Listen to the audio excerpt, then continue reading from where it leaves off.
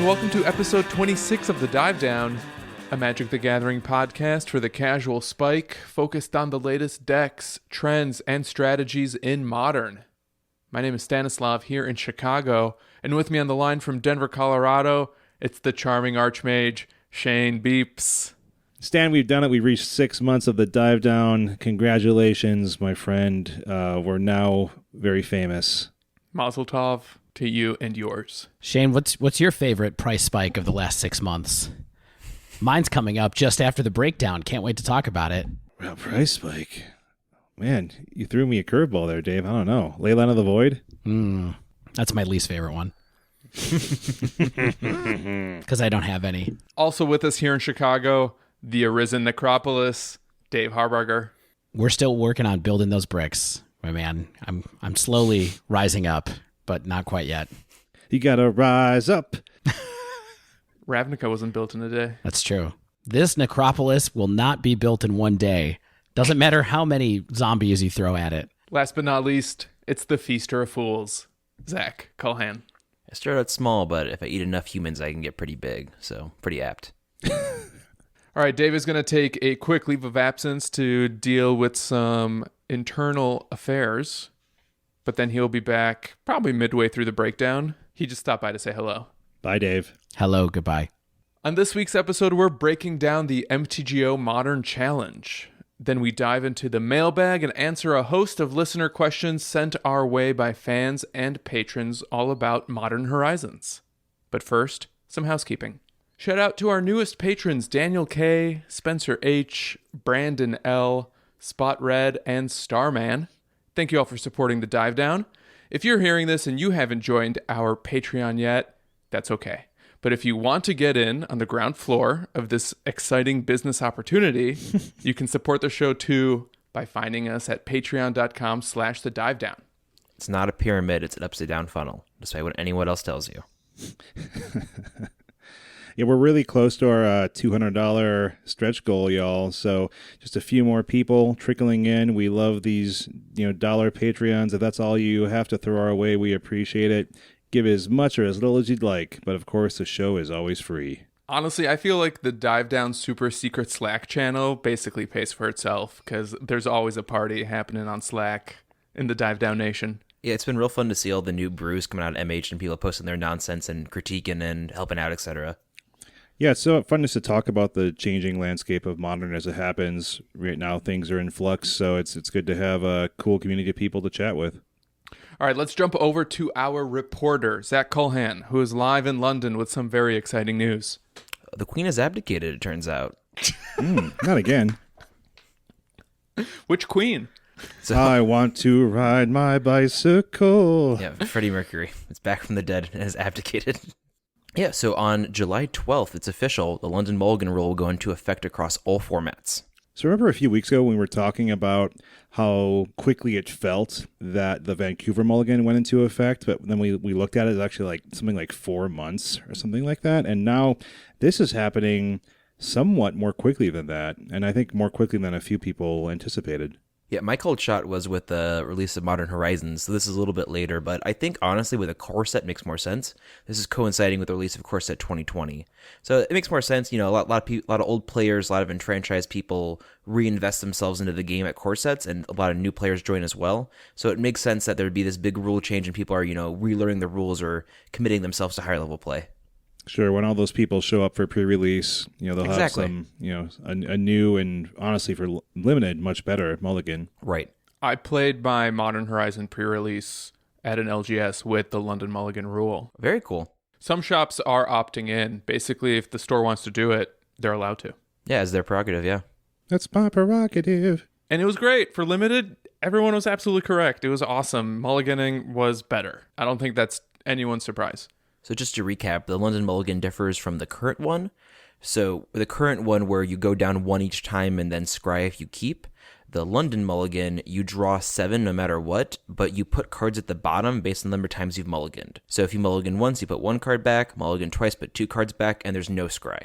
And so WotC is saying that the goal of the new Mulligan is to try to make games more competitive, basically have fewer non-games where, if you mull to 5, you see 6 cards, you see 5 cards as you mulligan, and you have fewer and fewer cards to even keep at that point.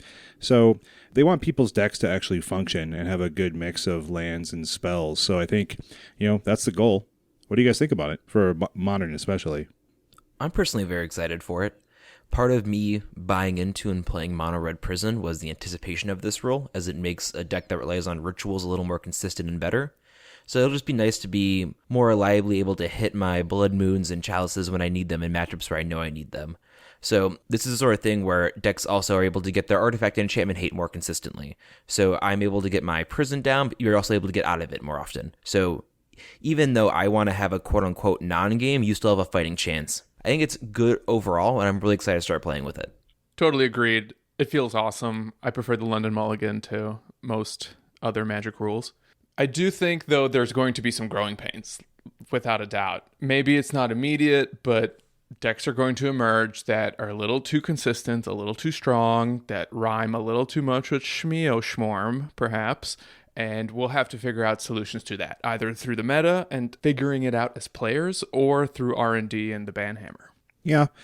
I mean, we talked about this when we were testing it a few weeks ago, maybe a month or so ago at this point. I think it's overall, it feels like a good thing. I mean, it feels good. You can still put together a decent starting hand even after mulligans, which before kind of felt like this death spiral. Each mulligan you took gave you fewer and fewer cards to select from, and I think the London Mull remedies that quite a bit.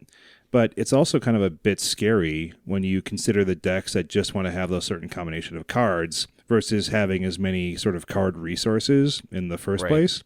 So, we have things like Tron, like Dredge, like this Hogaak Bridgevine we're going to be discussing, the looming threat of like Neobrand.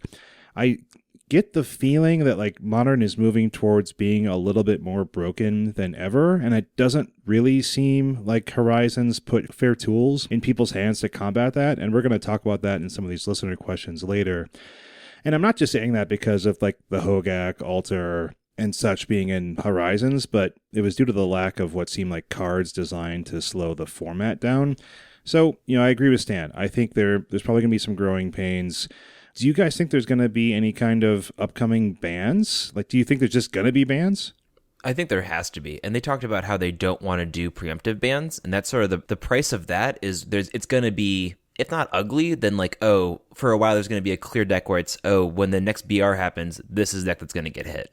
I think that's the price you pay to not have preemptive bans. And I think this is the overall right call, even if it leads to a few months of, Hogaak again. 100 power on turn 3. Very cool. So like we'll go into that later, but I think that's unfortunately the cost of entry in order to have more responsible and not reactionary bans.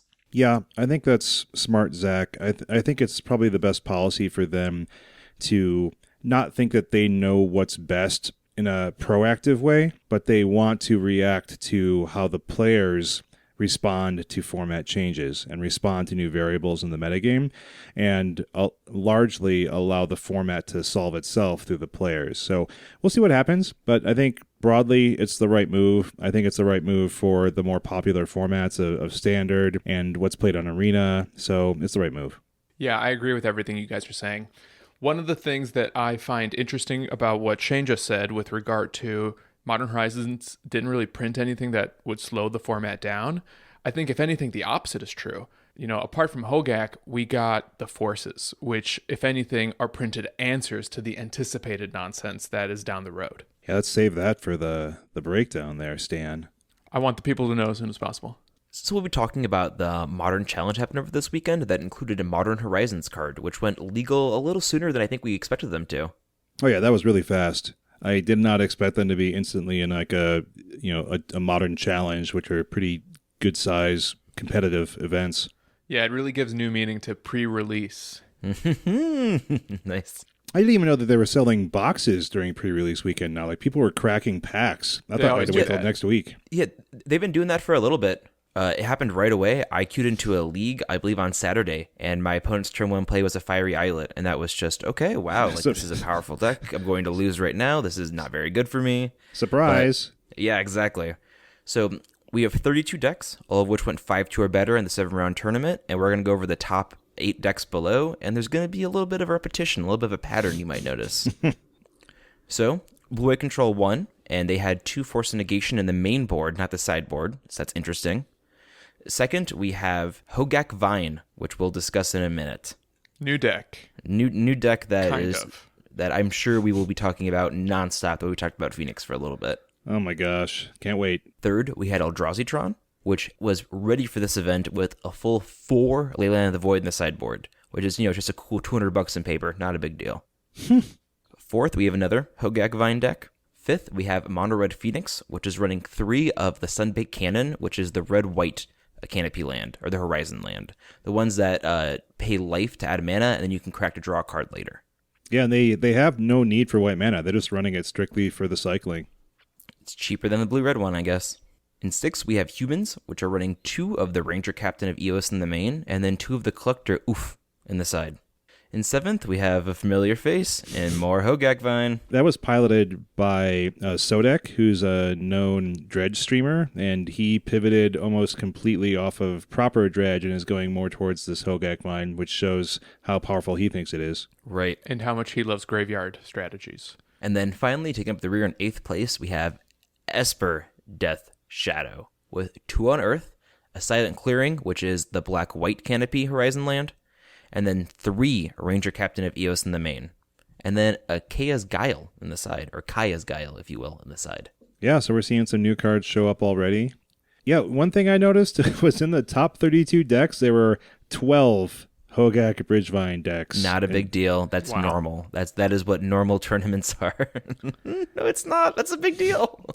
It's like Dark Phoenix Is that a reference to something? to a movie series and a modern meta we just lived through. Yeah, so there were quite a few new cards in these decks. I mean, of course, Hogaak? Yeah, the Hogaak. Of course, yeah, the Hogaak Bridgevine decks have most of the same ones. They're running Carrion Feeder, Hogaak, Altar of Dementia, Shenanigans. But we saw some new cards show up elsewhere as well, like in Esper Death Shadow, running, the Captain of Eos, the Unearth. It seemed like a really smart way to build the deck right now. It's super grindy. Like, it's really focused on using your paths, your fatal pushes. Yeah, I mean, Path is a big deal, right? How often do we see Death Shadow decks running Path? I don't know if any pictures on the Unearth Surgery with the Ranger Captain of Eos.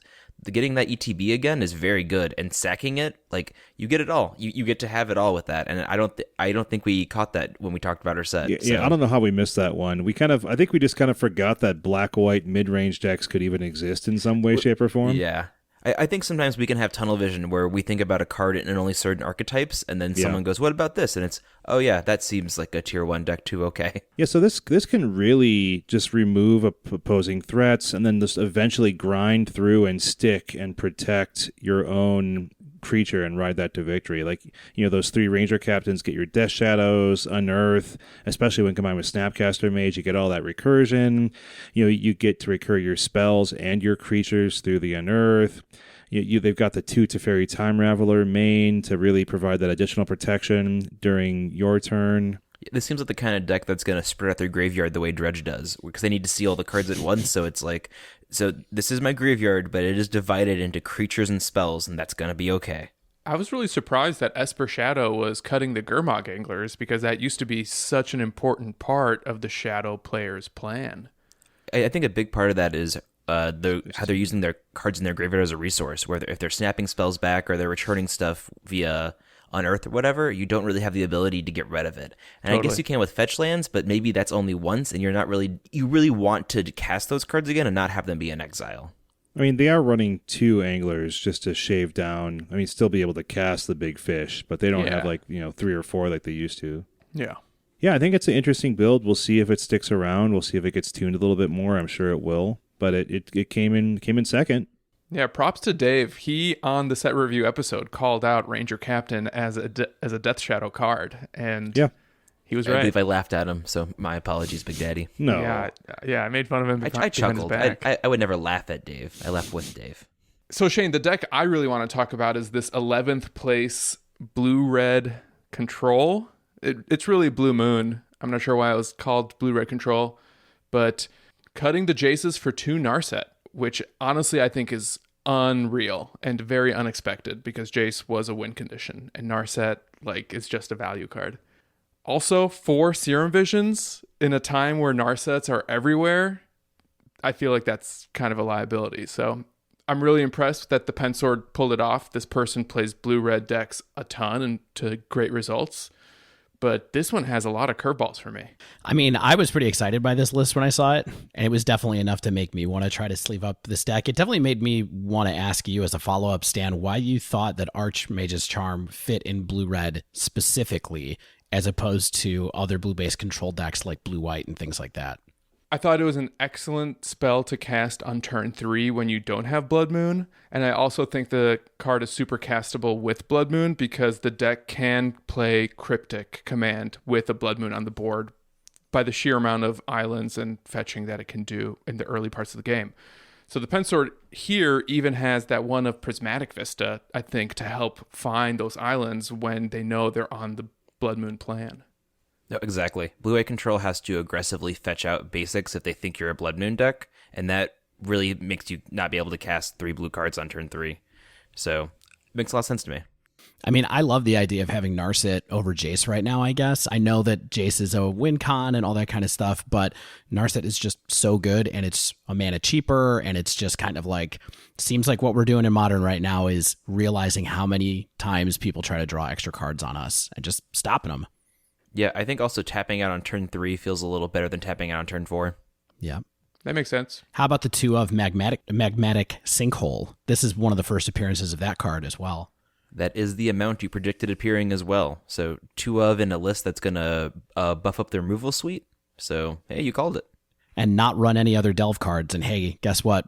All of Blue's good Delve cards were banned except for Set Adrift. So, what are you talking about? I'm into it. With all the fetching that you're doing in a deck like this and all the cheap cantrips that you're casting, it's pretty easy to fill up the yard. Not having to deal with logic knots and having Archmage's Charm instead, I think is a nice solution to keep that graveyard resource from getting tapped out too soon. Ultimately, I like that Magmatic Sinkhole can be a mana cheaper than Harvest Pyre, and I think that's really the big difference. And as we mentioned, and we'll continue to mention, Narset's running around, 3 fairies running around. Who knows who else is running around? Ashiok. There's Ashioks in Modern. Yeah. Is it really? Oh yeah.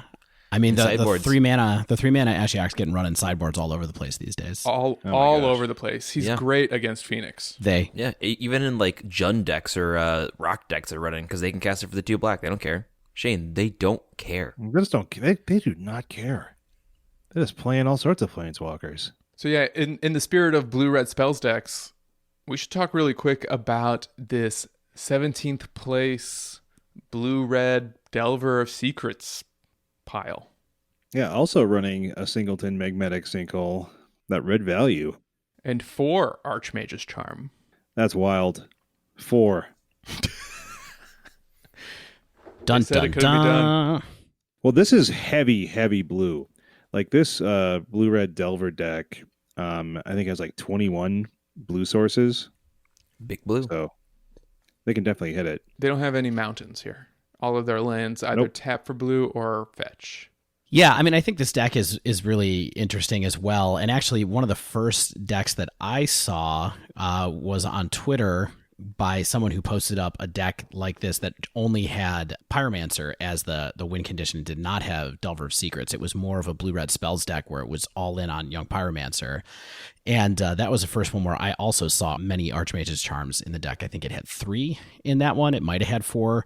And immediately I was kind of like, oh yeah, maybe in a deck where you can go, like Shane said, very, very blue and just have a splash of red for a couple of kill conditions and some lightning bolts, maybe that would be, that's good enough to get there. And that's kind of what this deck is. So, whether or not Delver is good, I think is always a question that comes up, every time new cards come out. I think that this kind of shell could be good just because of Pyromancer. Well, I think also this deck did well because they predicted the weekend's metagame. It had 4 Leyline of the Void in the sideboard. Yeah. It's almost like Hogaak Vine was the worst kept secret in week one. It definitely became that way on, I know that there were some rumblings early from like secret kind of dredge Bridgevine groups that this deck had been discovered, but the lists weren't out there. And then seriously, I feel like 4 or 5 hours later, there was suddenly a screenshot on Twitter. And then there were all the GIFs and everything of people just being shocked at how many zombie tokens that could put into play so early. I mean, 100 power on turn 3, right? I mean, it's realistic. We're going to talk about that in just a second. But before we get to that, I did want to touch on Eldrazi-tron with you guys, because I feel like Eldrazi-tron went from being pretty much nowhere to like the Karn the Great Creator's shell of choice. And I'm curious what you guys are thinking about that. I saw it at the SCG Invitational. It appears here. It did very well at the event. It actually came in like 3rd place. It also was prepared for the event with the Leyline of the Void, of course, but it seems like it's doing quite well. I mean, unfortunately, I've never had a chance to play this deck because of the chalices and things like that, which is just hard to, I've played chalice decks online, but never in paper. And you guys know my great love of Tron. And That's true. That's true. Dave's favorite deck. Yeah, exactly. So I've never taken a shot on this one. I don't know. I feel like saying that it's the Karn Great Creator deck of choice is probably a stretch. Maybe it was for this weekend. I think that the big thing here was just whether Chalice was good or not, right? And so that's why you run this kind of shell with Karn in it. Yeah, I think Eldrazi-tron is a really consistent and good deck, and its popularity in the meta, quote unquote, isn't really related to its power level. I think it's always been really good, and maybe just what people want to play. I think this deck has been good, and Reality Smasher is going to continue to be good. I like it. I'm honestly thinking about buying my Mimics and everything else after this podcast. Yeah. I mean, if you have chalices, you should buy this deck. I really believe that. I do. Yeah, exactly. So my theory is, Shane, about why this is the Karn deck of choice is because I have a feeling that in all the other decks that could cast him, and we're trying that plan, whether it be Amulet, whether it be Green Tron, he was more of a liability than people realized because they were giving up really valuable sideboard slots. Yeah. And E-Tron's sideboard wasn't as important so bad as it was to original Tron. Yeah. Their sideboard was all this monocolored cards. Yeah, so I feel like in this case, he really elevated the deck in a way that he was almost a liability in the other ones. So let's talk a little bit about how our latest boogeyman in the format, Hogaak Bridgevine, works. I think there are some people who are still unconvinced about this, or think that this was a flash in the pan, or that people are unprepared or not ready for it. People are bringing 4 Leyline of the Void in the sideboard, and this deck fought through that, and it was still a thing. So I think we just need to talk about this. I'm scared, guys. Yeah, like as Zach has said a few times, it can put 100 power in the battlefield in turn 3. A little bit scary. So can we talk called shots for a second? Yeah, do it. Stan, before we even talk about it. Stan and I both called the key cards and said they were going to end up in Bridgevine, I believe. Now, there's no universe where Stan and I thought that this deck was going to do this as a result of these two things being in there. Disagree. But I definitely thought Altar of Dementia had a shot to make it in Bridgevine just for the self-mill. Dave, for the record, I kind of predicted it would be like this, and I'm pretty sure what I said was, I can't wait to find out which deck is the first one to get Hogaak out on turn 2. Oh, yeah.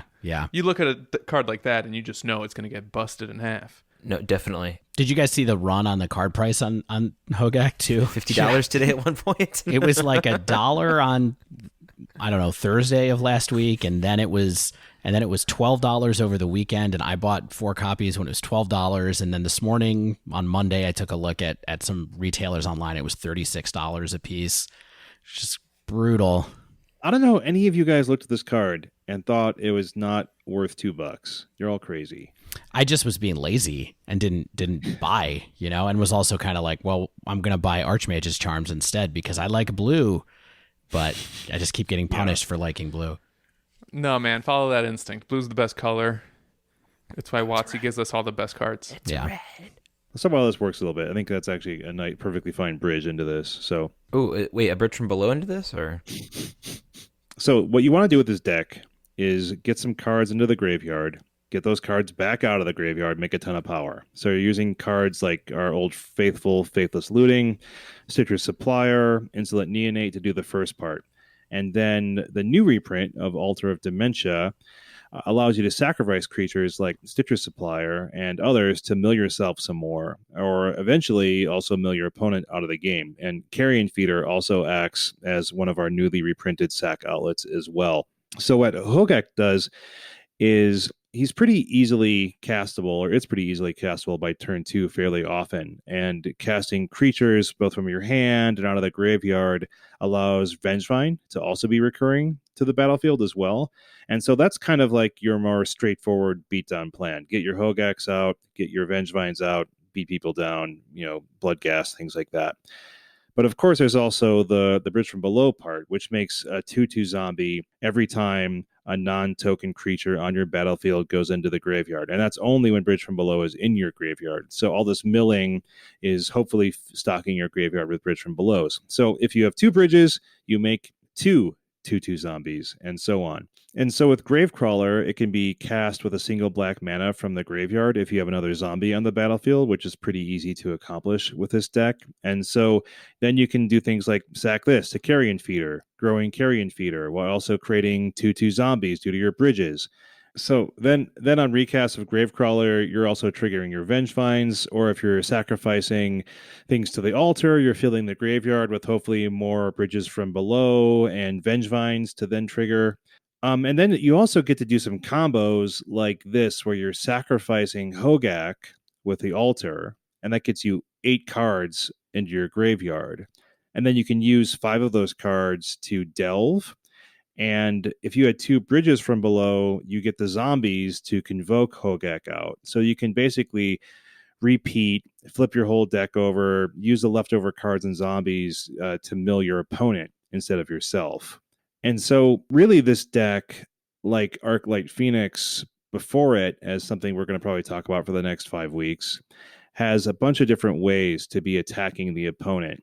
So you can have your beatdown plan with like Vengevine and Hogaak. You can mill people. You have a bunch of different creatures attacking at different times. And so, people are like, well, can't you just surgical things? Or can't you just run surgical? And it's like, well, if you surgical the Bridge from Below, you still have the beatdown plan. If you surgical Hogaak, you can beat down with Vengevine, Gravecrawlers, Bloodghast, things like that. So it's kind of hard to attack in a point fashion like that. It's like a better zombie hunt, right? I actually don't know how Zombie Hunt works, so... With treasure hunt and zombie infestation. We've talked about it in the podcast before. I mean, we have. I still don't really understand how Remember it works. that classic deck dive we did on Zombie Hunt, Shane? It was episode 24B. Our most popular episode ever. So basically, one of the only real ways that seems to do well are full graveyard hate cards like Leyline of the Void, Rest in Peace. Some early Ravenous traps are a lot better, but still not kind of an end-all be-all. I know that Ensnaring Bridge can do some work against this, but this deck can operate so quickly and put 10, 12 power on the board on turn 2 pretty easily, and that's a lot to face down. So Grafdigger's Cage pretty much does almost nothing. They still have options, right? Like they can still just beat you down with a ton of zombies from the bridge triggers, though they may not be getting creatures back. I guess you also have Nihil Spellbomb as a possible answer, but it's a little slow. You have Ravenous Trap too, although the timing on that one's a little iffy. You have to really make sure that you got them dead to rights or when they can't do it, some more silly activations. I mean, it's like we talked about in our Dredge episode, is like the one and done ones like, Nihil Spellbomb, Relic, Tormod's Crypt. They're only so good for so long. Yeah. It seems like Leyline and Rest in Peace are the best. And I've already heard people saying that Rest in Peace is too slow, which is crazy. It's turn 2, yeah. I mean, we talked about how they're not going to do a preeminent ban. They're going to wait and see. Something has to happen, right? I mean, it's been 1 week. This guy isn't falling yet. This doesn't feel good for Zach to see. Even though there were 2 Polish people who got that far in the top 32, representation's fun, it's important, but not this way, not like this. So here's my initial question. I know Dave definitely played Bridgevine. I don't remember if Shane did, but what does Hogaak change about this deck? And Altar. It's Altar that I think changes stuff the most. I don't know why they did that into Modern. I don't know. I kind of agree. It was kind of a busted card sometimes at different points in time in the past. It's used for combos and EDH.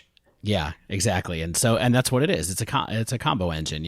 Like I said when we were talking about it in the set review, Altar is, I believe, the only no mana non-creature sacrifice outlet in Modern right now. And that enough, paired with Modern's kind of like want of getting cards in the graveyard in a deck like Bridgevine just works, right? So I think that if it wasn't going to be Hogaak, maybe they would have found there would have been another big threat that could be kind of a thing. Now, of course, Hogaak recurs, and so that's part of what makes it bad still. But there's a lot going on there even without that card, just because of Altered Dementia.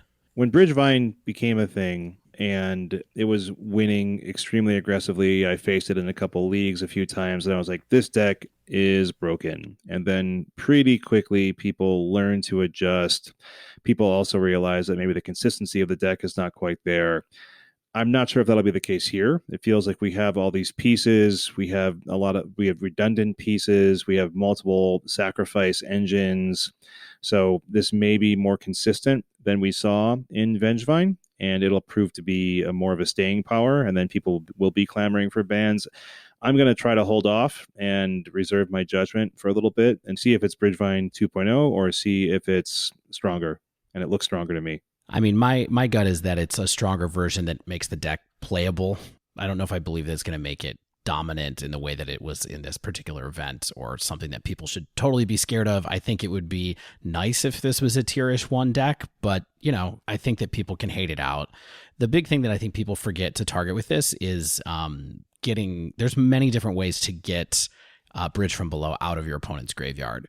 And so on the games that aren't totally busted starts, there's other things you can do to like make sure that your creatures die and things like that, so that they're or just leave the battlefield so that Bridge from Below goes away. I, for one, welcome our new Necropolis Overlords. Dave, do you think part of the reason why you have some reservations about exactly how powerful this deck is that because it's so soft to graveyard hate, like Rest in Peace and Leyline? Because it seems to me like those two cards specifically just totally shut it down. Well, I think it's soft to more than graveyard hate. I think it's soft to things that get rid of Bridge from Below. Personally, okay. in my experiences, a lot of times when I was playing the previous version of this, if you didn't get Bridge, or you couldn't get into your graveyard, or somebody trickily managed to make one of their creatures leave the battlefield, so yours got exiled, that it went away in all those cases, and it made it hard to get your engine going without it. Tricksy players. I think you still have a lot of game without Bridge, even if someone surgical Bridge. You do, but it's not broken anymore. So it's sort of like you can't put out 40 zombie tokens or whatever. You can still play Vengevines and kill people with Hogaak. And I think that if there was a deck that just did that, people probably wouldn't be that upset about it. You know what I mean? Another like good dredge style deck that uses the graveyard to bring back cheap threats. People probably wouldn't be that upset about it. It's more like the 100 power and then I'm going to mill you to death with Altered Dementia without even attacking that really gets everybody upset. All right. Thanks, everyone, especially Shane, for that very thorough explanation of Hogaak. We're going to take a quick break, jam some leagues on MTGO because we all want to play this deck right now. But you're not going to know because in like 5 seconds, we'll be back with the Dive Down mailbag, answering all of your questions about Modern Horizons. Stay with us.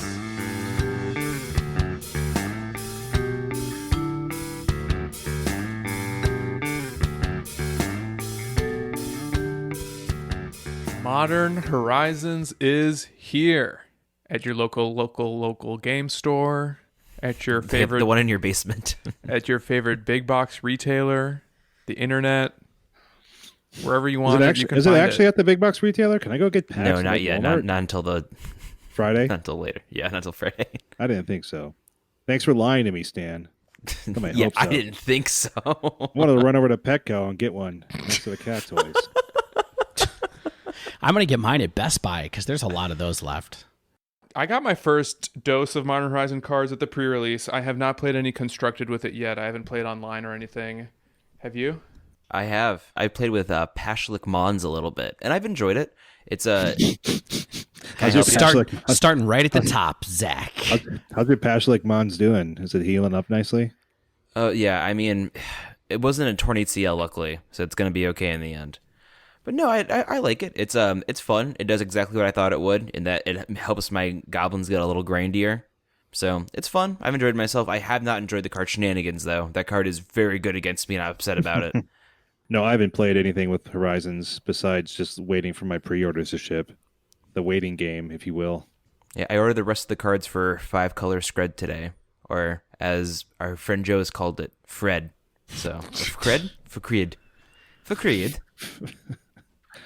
So to celebrate this new set and also 6-month anniversary of the Dive Down podcast, we decided to do something kind of new, which is our very first mailbag episode.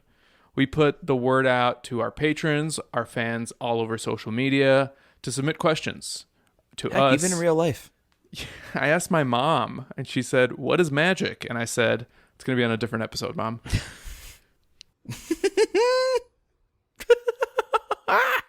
So, like, almost all the questions we received for this week were sent in before we all got smashed in the face by Hogaak deck. So be prepared for many of our answers to kind of be tempered by the knowledge of this new deck a little bit. But it is pretty unfun to answer every question with that in the back of our minds. So we're going to try to avoid it and think positively. It's important for us to remember and everyone to remember that at the LGS level, not everyone's just going to be bringing Hogaak to the table. And so we're going to try to keep that casual spike mentality and think about what people are really going to be seeing and experiencing. Yeah, I think it's a really good point that even if a deck's super dominant, even with Phoenix at the height, there were 3 or 4 Phoenix players at my LGS, and Knights usually have anywhere from 20 to 30 people. So it's still an okay amount, but that's not ridiculously oppressive or anything. So although Hogaak is ruling the online leaderboards or whatever, things for this minute. Yeah, for this moment, this blink in time, this sand in the hourglass, I think things overall are just going to be a little more spicy at your LGS. 3 chili peppers. All right, so let's get into this first question. So we got from our Patreon, Hunting Guy. He asks, I feel like Modern Horizons has gotten a lot of negative reviews. People are calling it Commander Horizons and all that.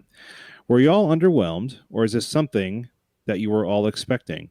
So what I kind of initially thought I wanted to do is sort of revisit what WotC said their goals for the set were. And so kind of from the announcement, they said, we wanted powerful new options mixed with flavorful updates for favorite characters, which means that Modern Horizons is going to be a wild ride.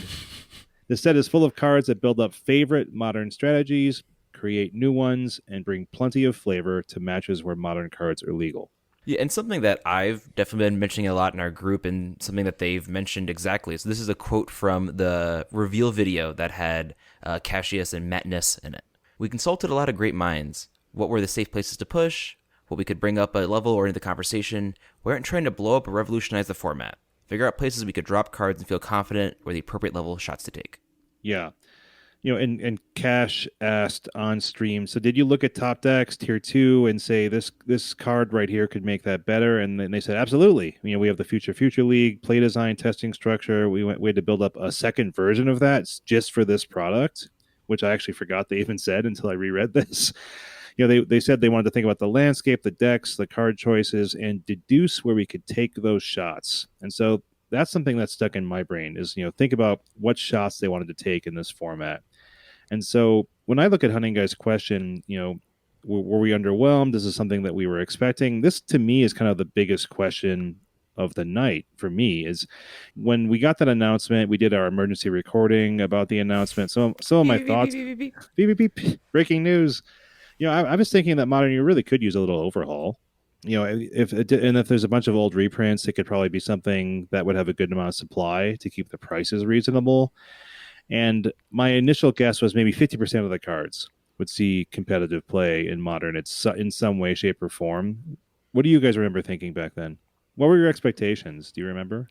I mean, I think I said 92% of the cards will see play initially.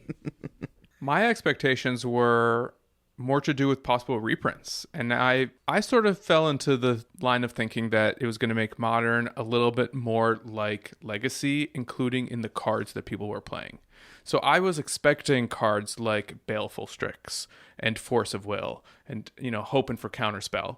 And now that hasn't exactly happened, but, we've had some vague allusions to some of those cards, but in general, this set has been more about the new stuff than the reprints, in my opinion, or at least in my experience so far.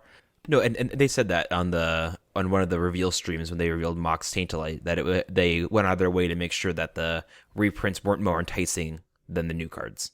And part of me is actually kind of relieved and happy with that. You know, like I'm kind of happy that Modern is still a unique format and it's not vintage light. I just worry that Hogaak is a sign of times to come, because this is a very vintage-esque deck to me. Just because I feel like Bridge is a vintage-esque card, and doing things like, all right, I sacrifice, I mill, I make these zombies, in response to that trigger, I do this, is very unmodern, or not what I want my Modern to be. And I know that that's my personal opinion, and I'm sure there are people that like this and want this kind of magic, but I think they did a good job of not making cards that blatantly do that, but I wonder if there are other situations like this that slip through the cracks, and we're going to be living through a few months of just super, super modern. I mean, my expectation was sort of in line with what's happened, I feel like, which is basically we look at the spoiler, somewhere between 30 and 40 cards are playable inside Modern, and the rest is limited or fun reprints. I think it's hard for Wizards to make a set that does any more than that. You know what I mean? Because it's too disruptive to the format. It's also leaves them unable to print another one of these in the future when they want to do this again. And so if they use all of their kind of design ideas space up in one go, they, I think that they can't really do that. Yeah. I mean, I looked at my rating list again, and I had 157 of these cards as heaves, just simply stone unplayable in Modern. I had 54 believes that I thought might have some legs, and a lot of those were somewhat dicey, and 30 sleeves, 10 of which were the 2 land cycles.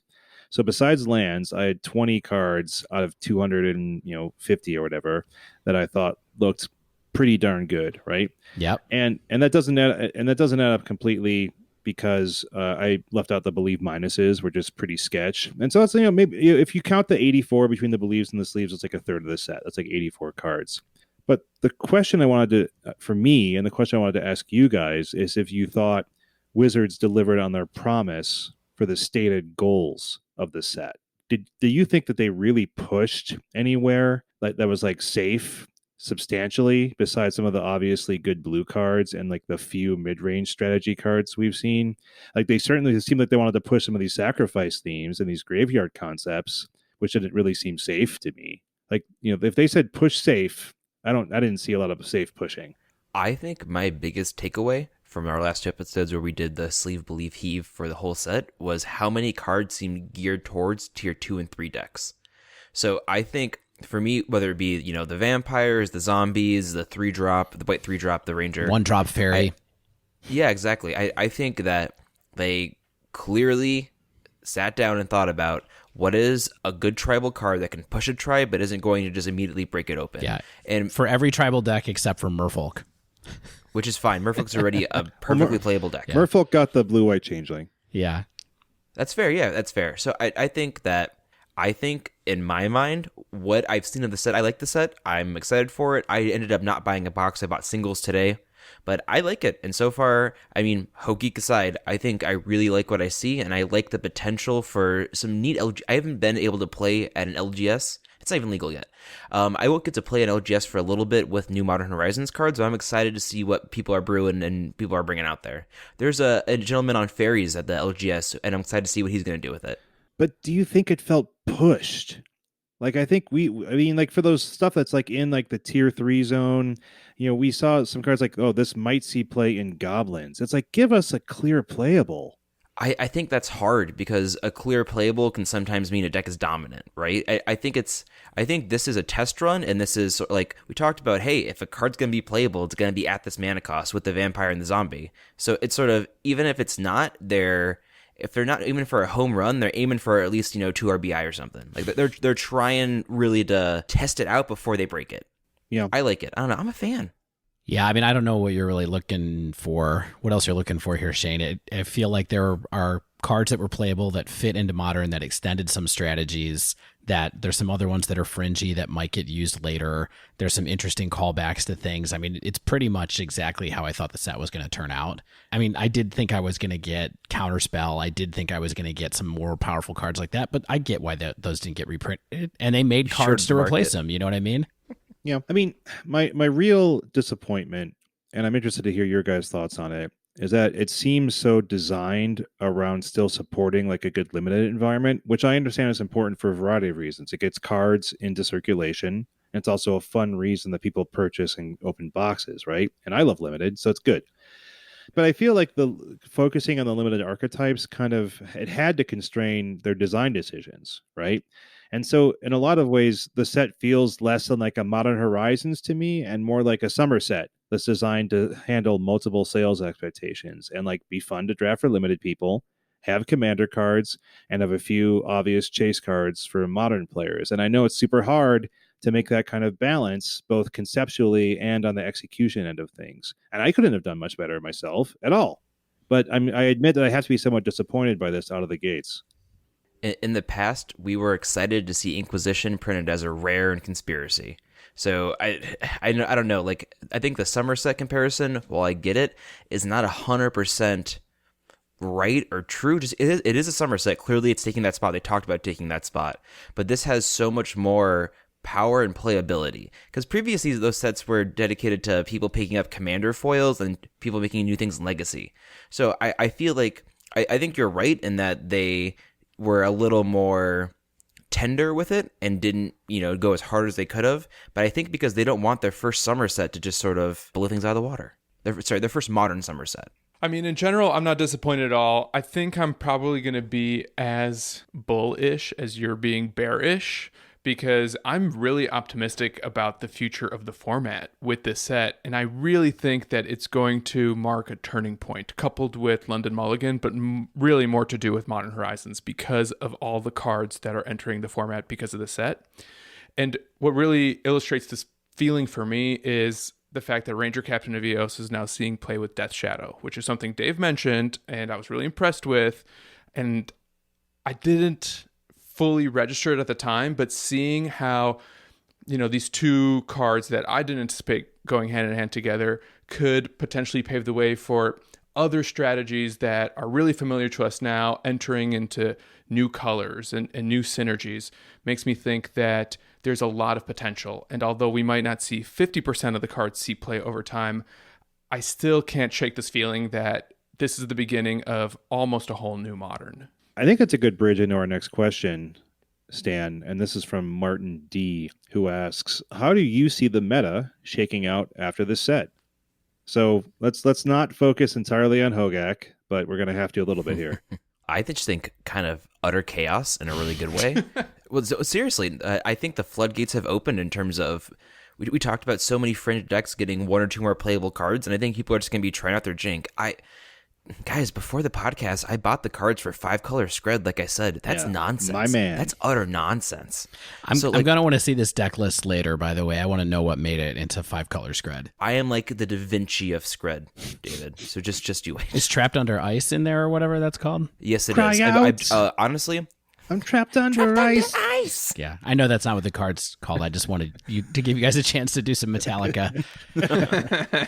Personally, a big Metallica fan, but I just bought a playset of all the snow cards I thought would be playable from this set, and that's what I did with, so that's what I'm living my life. But I just think that my energy right now is, I think, being felt by a lot of other people who are casual spikes. I think this is really a powerful casual spike set in that all your fringe and goofy and, your strategies that I'm just missing one more card or I need more reps. If it's not a permanent boost, it's a momentary boost where, I don't know, I feel like anything can happen right now.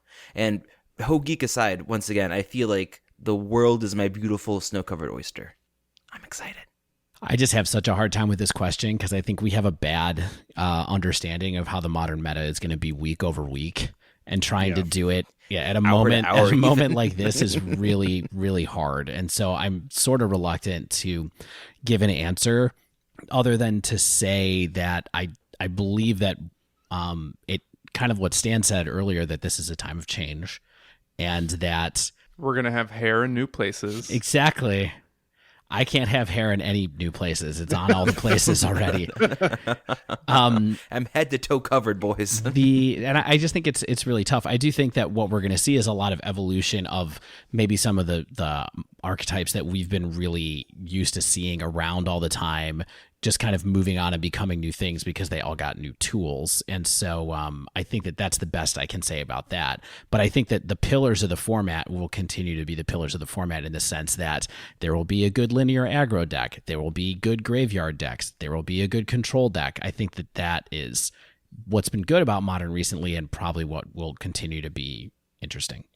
So, Dave, I think what you're talking about there specifically were archetypes. And how I want to piggyback a little bit off what you're saying is these linear aggro and control and graveyard decks, I think they might be in slightly different colors than they are now. They might be using slightly different tools than they are now as we move forward with the set.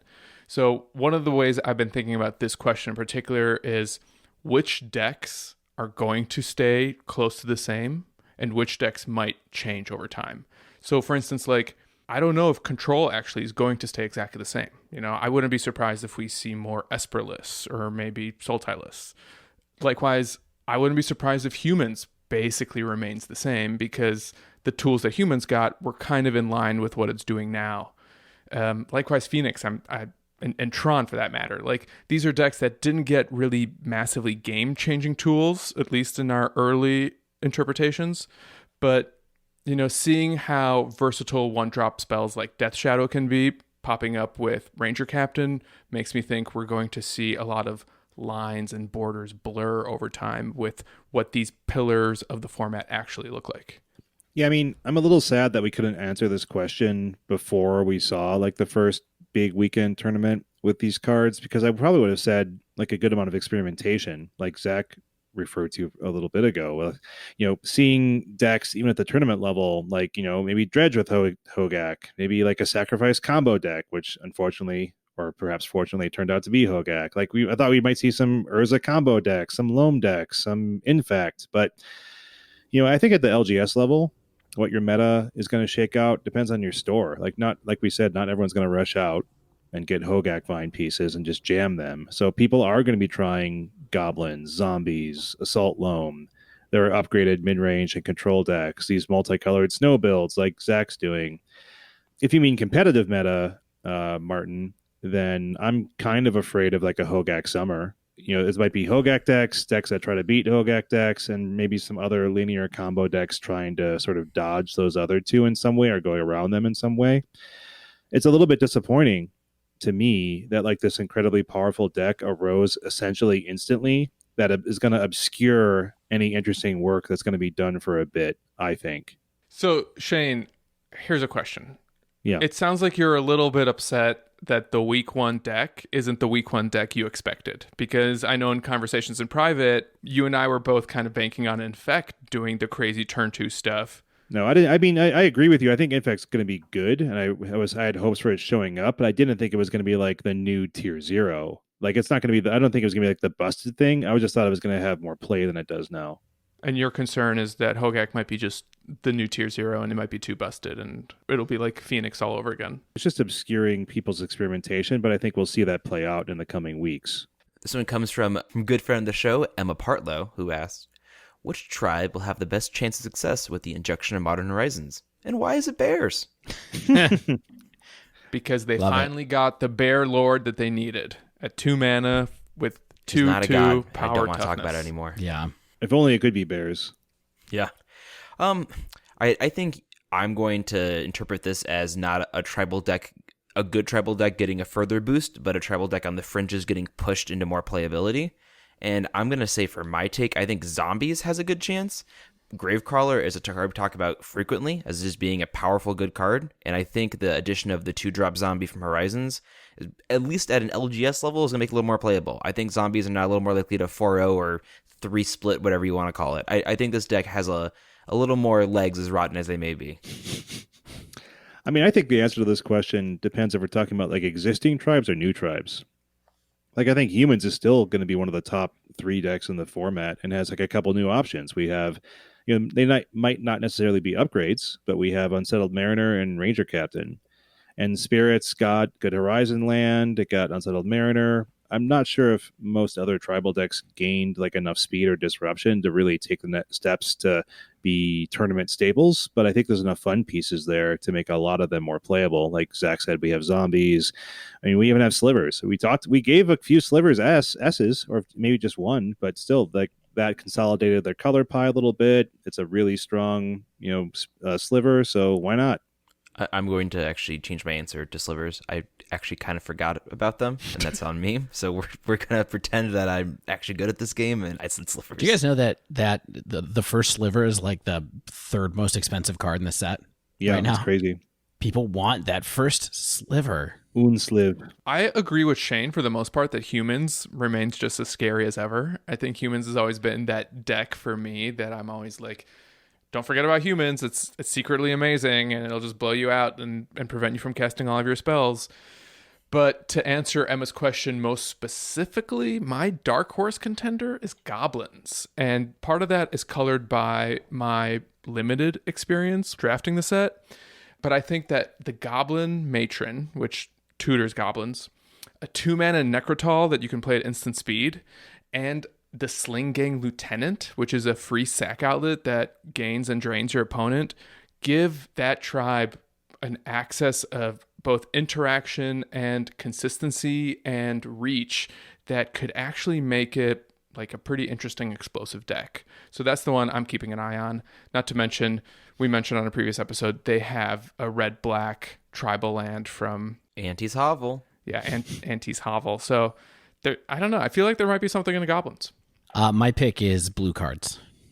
Blue card tribal. That's not a tribe. Wizards. I actually honestly in which case you are the wizard. I actually was considering saying wizards just because I do think that there's a chance that 2-mana hideaway wizard is pretty good. And there's that new Dreadhorde Arcanist that's starting to see some play, which is admittedly not from this set, but it is from War of the Spark. So I feel like there might be a little bit there, but my answer actually is goblins as well. Pretty much for the same thing that the same reason that Stan said. I'm just going to crib his answer and repeat it here. There was some interesting decks that I saw posted on Twitter today involving Unearth in the Goblin's shell as well, which I thought was pretty interesting as a way to tutor something back from your graveyard, tutor back a Goblin Matron or something like that. Matron. Yeah, to kind of tutor up. So it seems like people are starting to get excited about that. I hope people who enjoy those kind of strategies get a chance to enjoy it in a new color flavor. Limited edition, summer only. All right, so we're going to jump over to the next question from Zanman, who asks, if you were going to a large modern event right after the release, such as Magic Fest Dallas, which I believe is the weekend that this podcast comes out. D-Town stand up. What do you think you would play? And does the fact that other people might be brewing affect your deck choice? And honestly, if I was going to GP Dallas this weekend, I'd probably try to get my hands on 4 Leyline of the Void or come up with an equally strong plan to deal with super explosive turn 1 and turn 2 graveyard decks. You're going to lie, cheat, and steal your way to 4 Leyline. So that's not a deck choice per se, but I think you have to kind of acknowledge where the meta was last week if you want to prepare for a tournament immediately after a set comes out. Likewise, I would still try to focus on whatever I think gives me the best chance to compete within my preference and experience. So I'm not going to personally pick up a brand new deck that I have no business playing because I have no practice with it and try to spike a tournament with it just because it's got new cards. Listen, son, you ain't got no business playing this deck, not here. Yeah, I mean, that being said, I think there is, value in trying to adapt the strategies that you have familiar with, either by seeing what other people are doing on MTGO or maybe trying to make some evaluations on your own and testing your own card evaluation skills. But in terms of an actual deck, Stan would probably look at either, is it Phoenix? Because I think it remains pretty strong despite relatively few new additions to it. Honestly, I would also consider Esper Control because I think it's got a lot of game against a wide field, including having main deck Graveyard Hate while leveraging the powerful new counter spells. Kaya is also amazing. It can play the new Teferi that people are really nervous about. You can also cast Leyline of the Void for its mana cost if you draw it later. Some decks can't. Yeah, that's a big deal. Lastly, I would likely consider whatever the most linear or explosive deck is at my disposal because whether it's Burn, Infect, or Mono Red Phoenix, I think having a really aggressive proactive strategy that wins on turns 3 or 4 is usually a decent place to be in Modern. Yeah, I mean, Zanman asks, does the fact that other people might be brewing affect your choice? And I think we've seen historically that early on when people are brewing in a new meta if you enact an aggressive, proactive, linear game plan before people have their answers lined up correctly, if they're trying to do like a mid-range or a control strategy, that you can just go under them. The super fast decks simply run over people experimenting with like these non-optimized and slower sort of synergy-based decks, typically before things like Hogaak. But before I saw Hogaak Vine, I might have suggested doing Infect for that reason. And I think Infect still does have the power to get in under a deck like that and a lot of other decks. I mean, I think I still bias towards playing decks that I know in large events and playing decks that are fast. So I would probably be in the Phoenix zone, probably mono red Phoenix personally, just because, I want to be able to know if I'm running hot or not pretty early in the day. And then if not, I'm going to go into some side tournaments and try some other things.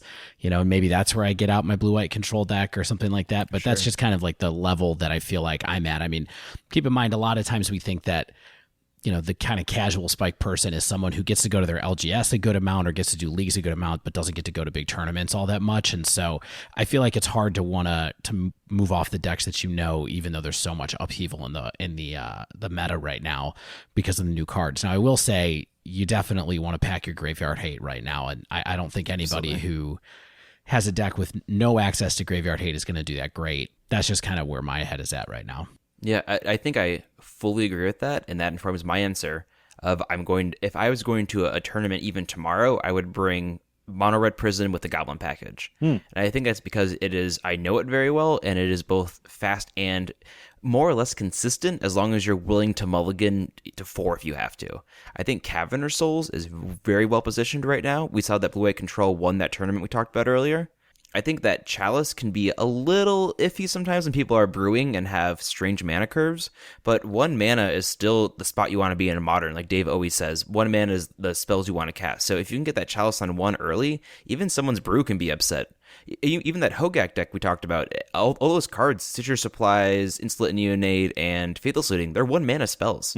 So even if I didn't know you were on that, just running up my Chalice on 1 blindly and going, hey, I hope this works, it usually does. That works there. I also think that there's something diabolical about someone being on a brew and you just going, hey, Blood Moon, not today. There's no brew in here, buddy. Sorry. Yeah, whoopsie. Zach, do you think that a deck like Red Prison is flexible enough and casts a wide enough net with its lock pieces and prison pieces to handle all the variables that you might face in early on with a lot of people experimenting? I do, because you have Blood Moon, Chalice, and Bridge. And I think what it really comes down to is knowing what lock piece you need. And it's sort of the thing where there are some games where you would rather have Bridge than Chalice or Blood Moon. And it's really, knowing games 2 and 3, if what you're mulliganing for. And sometimes there's a hand where you can have a turn 1 Blood Moon, and that doesn't matter in that matchup. So I think it does cast a wide enough net, but it really comes down to the pilot's skill and ability to recognize the matchup. Cool. Plus, Caverner Souls is a really good card. Well, it's also good against Chalice. Hey guys, if you were to play a brand new deck because you're feeling brave and not one you're familiar with, and you wanted to try to surprise your opponents with new cards, do you have a go-to? 5-color snow, baby. Like a totally new deck? I'd be playing Hogaak. Yeah. Does that count? Hogaak. Is that Sure. new enough? I mean, I have some experience playing Bridgevine, but that's what I would be playing if I was trying something new. Wait, Dave, you've played Bridgevine before? I have.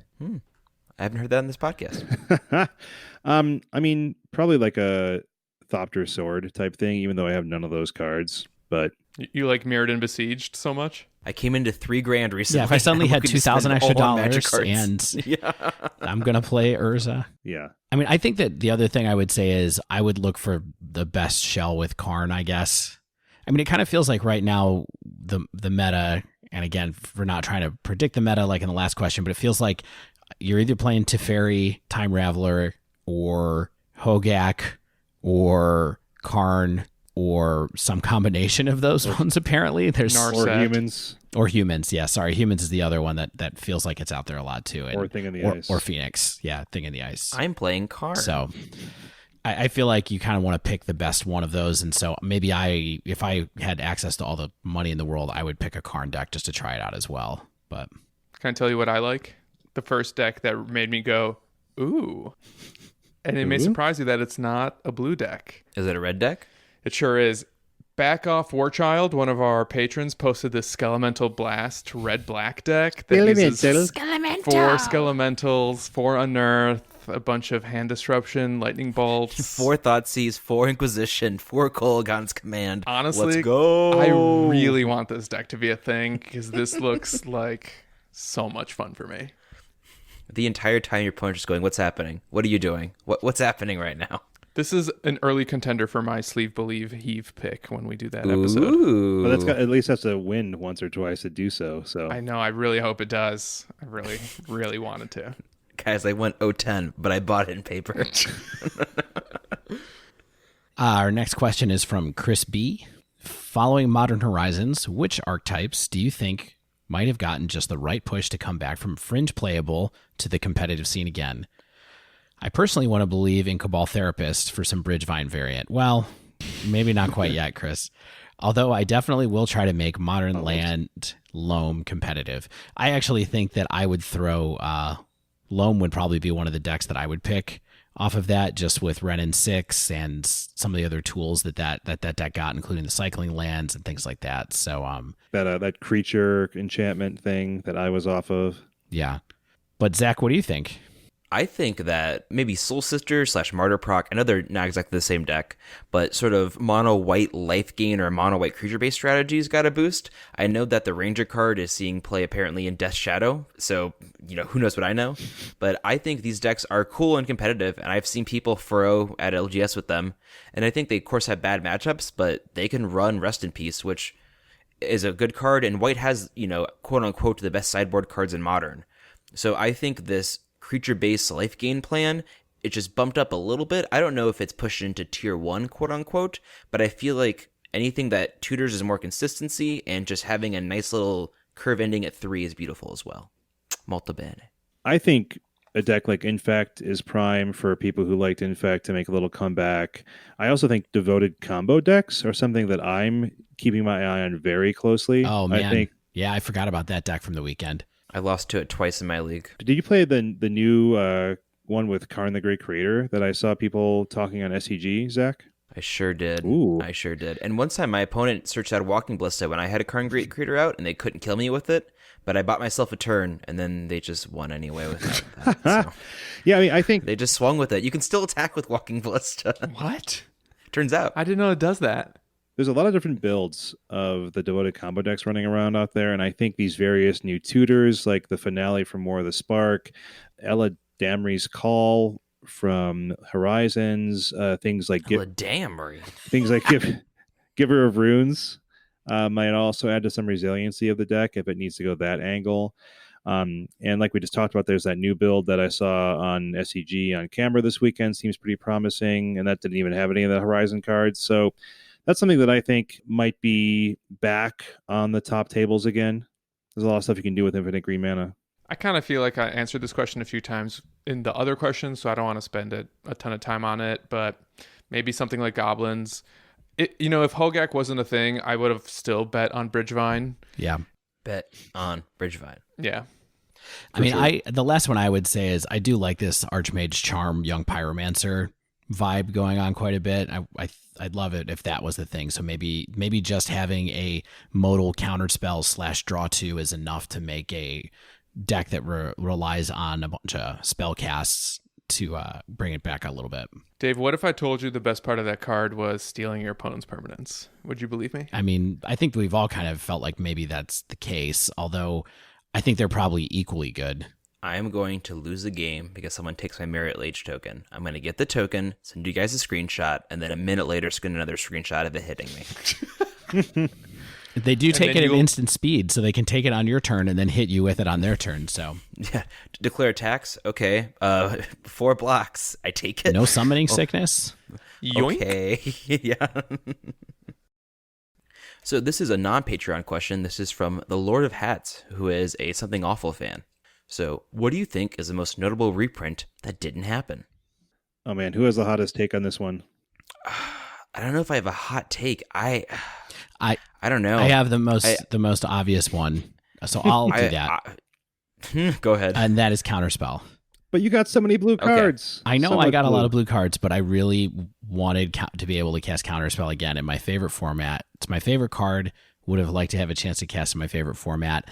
I think that the messages, it was really interesting to see kind of how many people in the kind of pro community or the Magic kind of writer community were sort of all over the place on whether it was too powerful or not powerful enough. And then as soon as they announced it wasn't going to happen, everybody was just sort of like, oh yeah, it's too powerful. I think that it probably is too powerful, and it just is what it is. But that's the one that I felt like was really down to the wire. People were thinking it was going to happen, and then it just didn't. Yeah, I mean, and then they elaborated on why. It's that, that it was too powerful, but that more so it would overshadow any other counterspells they printed in the set. So if you're printing Counterspell, then all these other... That's what they said when they revealed Mox Tantalite in that same video. That if you're printing Counterspell, all these other Counterspells that you're printing that are cool for Modern, besides the Force, they're not going to be run because you can just run Counterspell instead. Yeah. I don't think that's necessarily true with regard to Archmage's Charm. So are you calling Wizards a liar, Stan? Are you calling Mark Rosewater a liar? No, I'm not calling anyone a liar, but I didn't think that excuse was adequate for my taste. That's fair. I think it's totally fair, by the way. Honestly, I think the only counterspells it cuts out are like Mana Leak and Logic Knot, and they mentioned maybe Prohibit by name Pierce. when they talked about it. So I think Archmage Charm, Cryptic Command, even Remand would still all see play. Not Remand, no. It's kind of like when we had a review episode, and I mentioned how many different ways does blue need to be drawing cards in some weird way, right? For and 4 mana at instant speed. Like, so if you simply gave like blue Ancestral Recall, and I'm not necessarily equating Counterspell to that, but they would just completely invalidate all the other ways and weird ways blue has to be drawing cards out of its deck. And so Counterspell is just so clearly priced well and easy for the deck to cast that it just sort of invalidates a lot of those different ideas of what a Counterspell can be in Modern. I buy it. I'm disappointed, but I buy it. My card's pretty simple. It's just Vindicate. 1 white-black sorcery, destroy target permanent. It's fair, it's powerful in a color combination that could use a push, one of their stated goals. Not getting Vindicate in the format really did surprise me. I don't think it's overpowered in any real way. I mean, we have Maelstrom Pulse, which exists in black-green, and that can easily be a 2-for-1 or more. And it's not like land destruction is something that WotC has been avoiding putting into Magic. So I think the flexibility... No, sir. I think the flexibility of Vindicate's kind of a fair trade-off for the 1-for-1 nature of it. And it's a sorcery. Like, this is a totally safe card. Right. Not that I would have wanted to see it, but I think that the absence of Containment Priest is noteworthy. Maybe it was they were worried about humans getting too strong or something. I just feel like it was a very sort of obvious shoo-in, and it was sort of shocking that it wasn't revealed at any point. I'm sure that there's some sort of internal memo, and they played it out, and it was too oppressive, or maybe they're saving it for something else, who knows. But its absence here is very noted and very felt. For sure. For me, it was Wirewood Symbiote. I think Elves did not get a super obvious tool. It might be a land, it might be an unearth card. Llanowar Tribe. Yeah, you didn't enjoy those 3 elves in a trench coat? I just don't think that's an Elves card. Until proven otherwise, I think that's for a different deck. Friend of the show, Richard, Devotion did some math for me, and he pointed out that Mono Green Devotion can make just 10, 12 mana with that and a Nykthos and a couple other cards on turns 3 or 4. So that card is busted, probably not an elf card, and Wirewood Symbiote would have been, I think, a reasonably powered reprint that could have maybe turned Modern Elves into a slightly different combo shell than it is now. Plus, an obvious shoe-in for the Elves deck. So maybe I'm under-evaluating the power of the Wirewood Symbiote because I've never played it in Legacy. It's broken in Commander, so.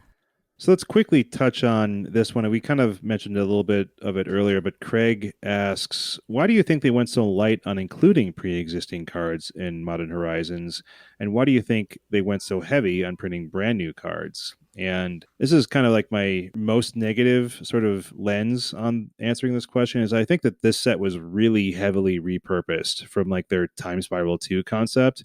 And I really don't think that even from a early point that this was seen as Modern Horizons. So I think this concept of reprints were more afterthoughts versus the original concept of this Time Spiral 2 idea. And so what I can imagine is that they were either afraid of the concept of putting powerful old tools into the format, like everyone was initially thinking Counterspell, Wasteland, Force of Will. And so they played it a little bit more safe with things like Fact or Fiction. And they probably just wanted to generate new card ideas or maybe use old card ideas they had in their card file. And so it's more interesting for them to flex their card design skills than to give us like a pile of maybe 25%, 30% reprints from the olden days. Yeah, and it's also just a great way to sell packs, which is my long and short answer to Craig's question. At the end of the day, they're more likely to get people to buy cards if they're new cards that they can't get from their old shoebox. I think another part of this is wanting the format to be distinct from Legacy and Vintage in that there's not the same cards that are in both. And I think that's hard because it's something like Force of Will 2 Broken. I don't know. Maybe it's not, but they don't want it to be Legacy Light. They want Modern to be its own distinct thing. So I think that comes with the price, obviously, but I think you can't have too many of the decks being like 40 similar cards. I think that's a good point. Yeah, good point, Zach. Thank you. So we got a quick one from a friend of the show, Joe C. What would it take for Fallen Shinobi to be Modern playable? So I have an answer for this one. I think it would actually have to be a different card with totally different text, a different CMC, and a different creature type. Yeah, it's too expensive for what it does. There are similar cards, and it's the sort of thing where you're relying on your opponent's deck to give you value. And if you're playing against me, sometimes you hit 2 rituals off that, and that's not going to do anything for you. I mean, isn't Thief of Sanity doing something similar to this? That gets you like better selection and for less work, and also gets evasion. Yep. Easier to cast because it's only one color. You can use those cards whenever you want instead of like you don't have to use them that turn. We're so sorry, Joe. I have an answer. I think it would take the printing of the long-awaited Mox Ninja. Mox Ninjutsu. So what would Mox Ninja be? Like swap this Mox with an untapped land in you your control? hand. It would be tap to gain 1 life, or tap for 2 mana to activate a ninjutsu ability. Ninja ramp. Hey, if you're drafting Modern Horizons, and I suspect a fair number of our listeners are, this is a great limited card. So if you're in ninjas, it's a bomb. Take this card. Yeah, I do want to get back to Zach's point, though. Like, why aren't cards like this Modern playable, where like you're stealing stuff from your opponent's deck? And it's that so many cards are part of an engine, and they're not kind of uniquely powerful. Like, that's kind of something that's really powerful in Standard, right? Because so many of the Standard playable cards are just powerful on rate. They're good creatures. They're stuff you want to cast. But in Modern, a lot of the cards are situational and are built to power the deck's concept rather than just be individually powerful. Yeah. Sure. We talked about Serum Visions being run as a 4 of lately, and even Manamorphose isn't that great to hit with that. It's fun to draw a card, but that's not the gas you want. I'm so excited that I got my opponent's Ancient Stirrings. Yeah, exactly. I had no targets. Your turn. Our next question comes from Craig. I'm not sure if this is a different Craig or the same Craig as the previous Craig question, but Craig asks, does Wizards intentionally print good graveyard engines for Modern, or does it just kind of happen by accident? Dave, you've been in the game longer than us. Do you think this stuff happens on purpose or by accident typically? Boy, it's a hard question. I mean, I think that they know how powerful the graveyard is as a zone of play, right? Like if you order the zones of play that there are in Magic, it's basically the battlefield, your hand, the graveyard, and those are all at the top for like where you get to do stuff, and then followed after that is your library and things like that. So I think that the graveyard is just a really obvious and flexible design space, and so people come up with a lot of mechanics that either feed cards in the graveyard or have a drawback where a card ends up in the graveyard and it gets turned into a positive. So I mean, I don't know if I think it's intentional so much as it's sort of inevitable in some ways. That it's just a characteristic of Magic that people don't see the first time they play the game, that the graveyard is always going to be there as a possibility to be used as a resource for different things. Yeah, I think it's probably both, right? Like sometimes it's on purpose, sometimes it's by accident. I think overlooking the potency of Hogaak and Alter, it is kind of silly with the testing that they said happened. It's insane to see how quickly we're able to build around this card combination, and if no one in testing saw this. So I would say they didn't do that on purpose. Yeah, I mean, I think it's pretty presumptuous to say that no one in testing saw this. Yeah, that's a good point. Because all these pro players, Paul Cheon had no idea this would ever happen. And Melissa Del Toro and, all those. Well, we don't even know who folks. tested it, but I mean, like if like it's this one seems pretty spicy. I think that they think it is not that bad. Yeah, there's no way they didn't know. I think maybe they didn't expect it to catch on this big, and that it's not overall that good once people know how to play against it. We'll see. Who knows? Maybe in 2 weeks we'll be just begging them through choked back tears to ban it. Yeah, honestly, I think it is on purpose that they do this. And I don't know if this is the direction that the format took naturally or whether this is the design from WotC, but I feel like in 2019 especially, Modern has really become a graveyard matters format, such that even the decks that don't rely on the graveyard have to have potent answers to graveyard decks in their sideboards. So for me, the most recent example of this is the 2 humans decks that appeared in the top 8 of the SCG Invitational that happened over the weekend. Both had 3 copies of Graveyard Hate cards. And because Graveyard Hate can be colorless, it's super ubiquitous, anyone can run some version of it, I think they're okay with making powerful graveyard synergies as just another access and opportunity to design interesting mechanics or cards. So you think Legacy is the interaction on the stack format and Modern is the busted graveyard stuff format? I mean, I don't play Legacy, but I think that's kind of what Modern is about more often than not. Shane, discarding cards can be good. Oh, I do like that aspect of that, though. I think Legacy is the fast mana format, by the way. But that's a good point. Yeah, you can get Chalice on 2 on turn 1 pretty consistently on Legacy. So Yep. hey. And finally, we're going to wrap this up with a question from Kiowa H, who asked, what new cycle of cards would you guys like to see in the next Horizon set? I personally like to see a new Leyline cycle. And for me, what I want most is fetchable snow lands. I'm sure that there's a reason they didn't do this. I hope there's a reason. Fetchable snow duels. Yes, even fetchable snow non-basics. It doesn't have to be duels. Fetchable snow non-basics. Any sort of snow land I can get that has more text on it than just a mana symbol. That or a dragon that would be too good for standard, but not too good for modern. I think there's a sweet space there, but really what I'm looking for is stuff that can beef up my decks a little more without being oppressive. So there'd be a cycle of dragons like the... I would love a cycle of dragons. Yeah, the last time we had one of those was like, what, Dragons of Tarkir? Yeah, and before that, Kamigawa. And I think Kamigawa was the first. There's a cycle of dragons in Mirage, actually. Do not at me, anybody, especially not you, Dave. But there is. Zach, what if that cycle of dragons had 4 amazing bombs, but the worst one was in red? I mean, that's fine. I'm fine going 2 colors for it. We've talked about how Sarkhan is so close to being playable, and even a dragon in black or green would be fine. Do not blue or white, do not at me. So I took this question as an opportunity to kind of think outside the box, and specifically with cards that aren't actually a cycle to begin with.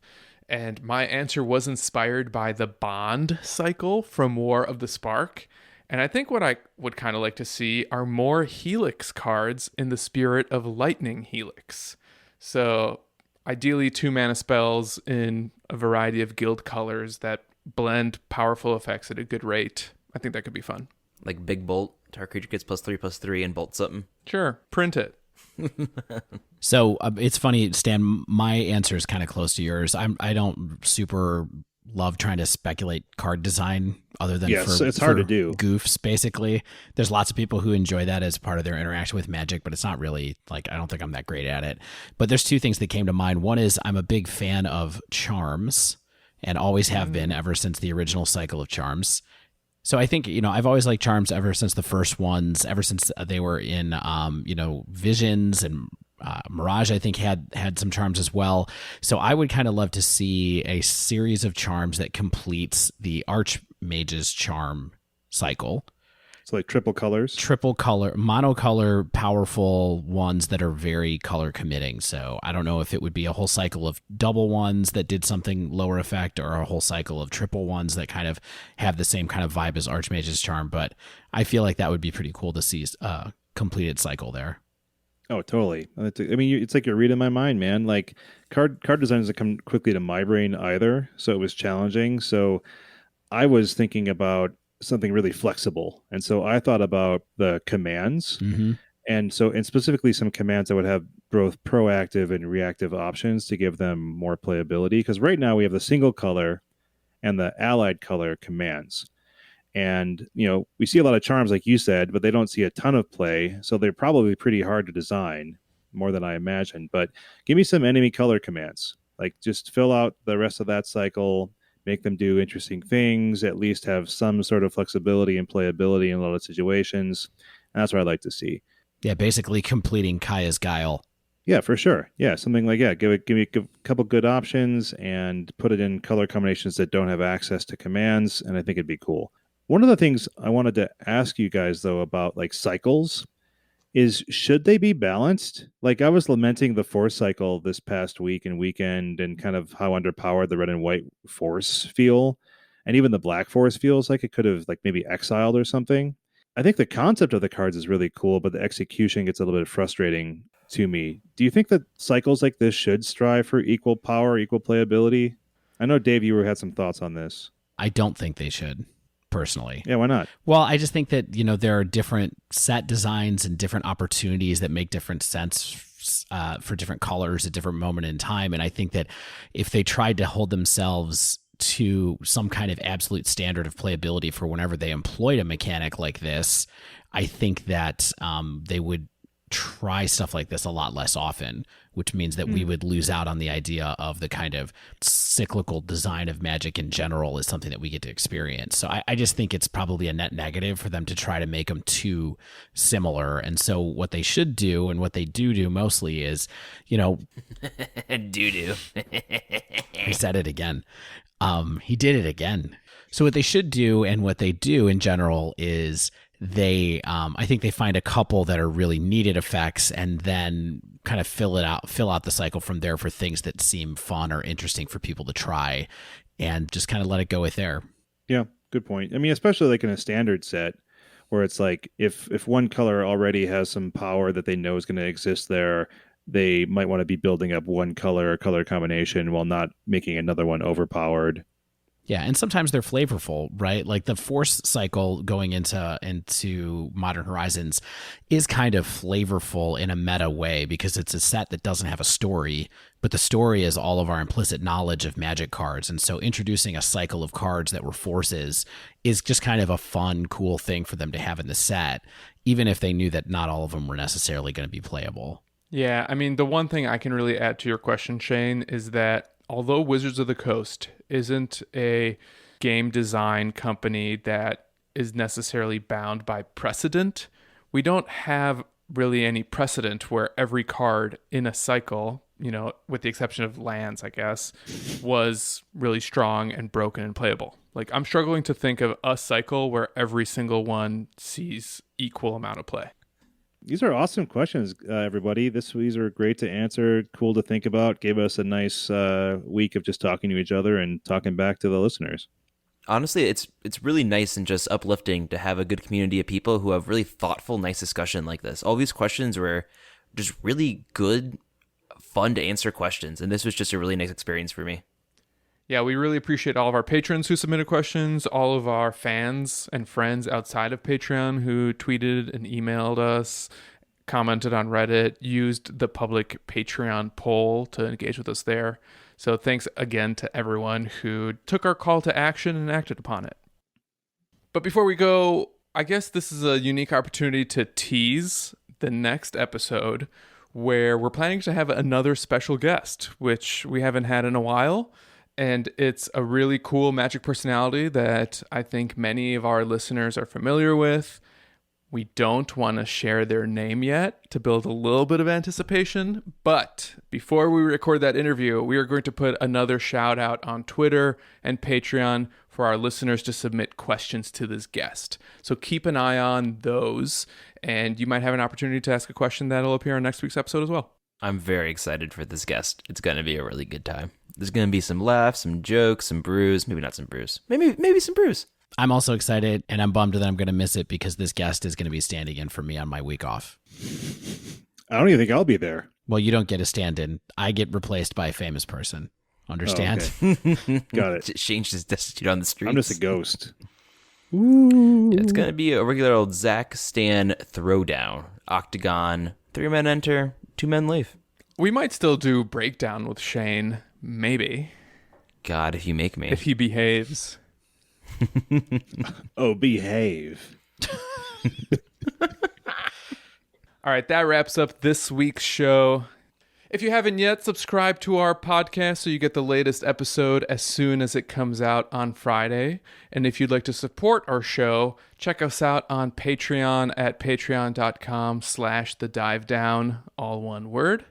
You can also find us on Twitter at thedivedown, as well as email us, thedivedown@gmail.com. Special thanks to the bands Nowhere and Spaceblood for letting us use their music. And until next week, get out there and send us your questions!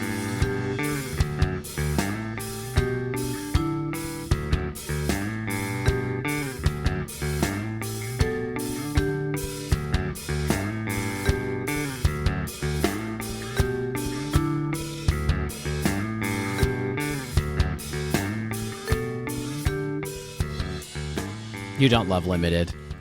You're being disingenuous. That's not true. How do I not love Limited? I play Limited. Me and Shane are the louts of Limited. Every time I draft with you, you're like, ugh.